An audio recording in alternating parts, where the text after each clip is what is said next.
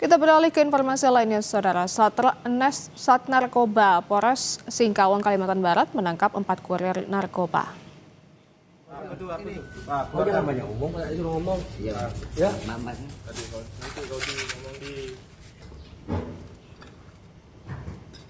Keempat kurir asal Pontianak ini dibekuk Sat Narkoba Polres Singkawang di kota Singkawang, Saudara.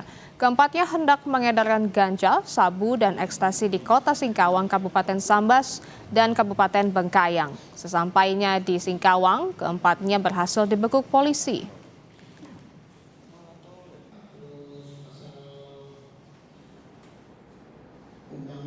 Kita lakukan profiling terhadap orang yang diduga